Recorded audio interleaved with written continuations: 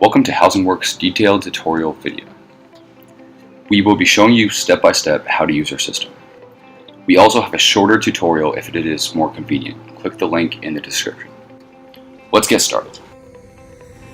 This section is working with a brand new client. You are looking at the Advocate homepage. All work for your clients will start from this page. Look up the applicant by social security number or last name and date of birth on the Advocate dashboard.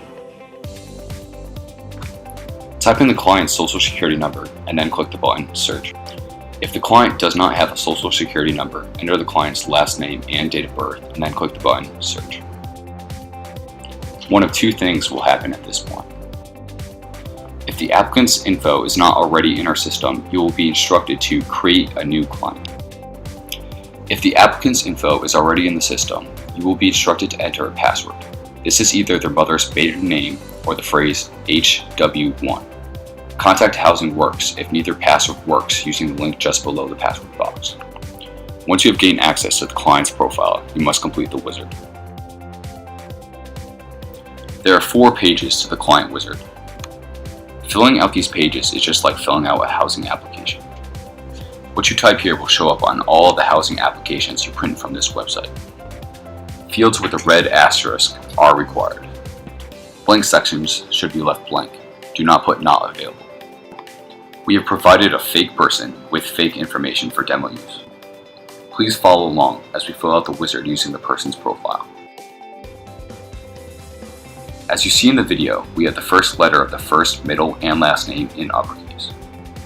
Be sure to type everything in formal English. The client's password is the mother's maiden name. However, if this information was not provided, use HW1. Do not use dashes or spaces when entering the social security number. When entering the date, use slashes to separate month, day, and year. Move on to the next section below.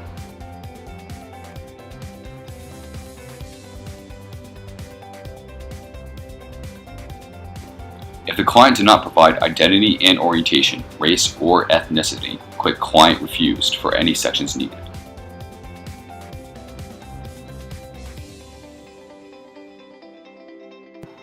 When entering the phone number, use dashes. If the client provided an email, fill in this box. If not, leave it blank. Next is the primary address for all correspondence. Fill this section out with the information provided by the client. This address should be a long-term address that the client can be reached at in 1 or 2 years. Click the bubble that pertains to the address under Describe Primary Address. Do the same for secondary address. If a secondary address was not provided, click Same as Mailing Address.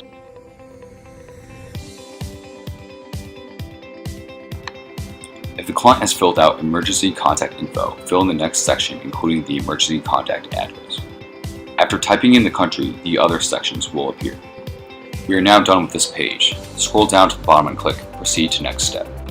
The next page is Household Information. We start out by filling in the total household size. When filling in the total household income, do not include commas or decimal points. Round to the nearest dollar. After filling out this information, click Save Household Information. Then we scroll down to Add Member. Here we will add other members that will be living in the household. Search for a family member with a social security number or last name and date of birth. As you see, we have found the family member and add them to the household members list. After you have added all members, proceed to the next step.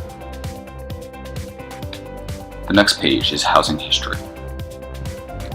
If this information has been provided, click Add Residence.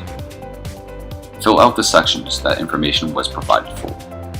After you fill out these sections, click Save at the bottom of the page. You will be brought back to the Housing History section. Now, we will proceed to the next step.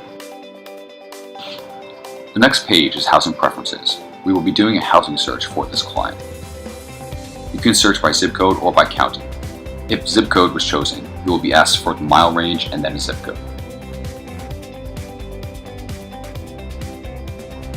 If county was chosen, you will be asked for a county to type in.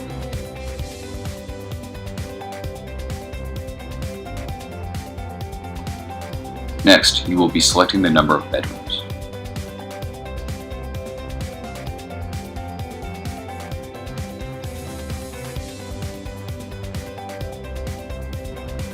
The permanent housing or rental assistance is the next section. Choose the items that are applicable. Lastly is the shelter or the transitional section. This section is optional. After you have filled out these sections, click the search button. Now a list of properties will appear that have the parameters you have chosen. With the show box, you can choose affordable, subsidized, market, or not applicable.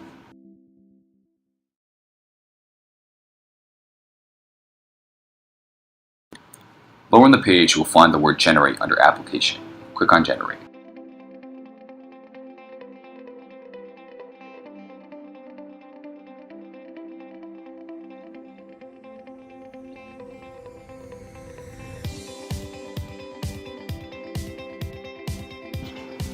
This will take the application and fill out information that was already provided for the client.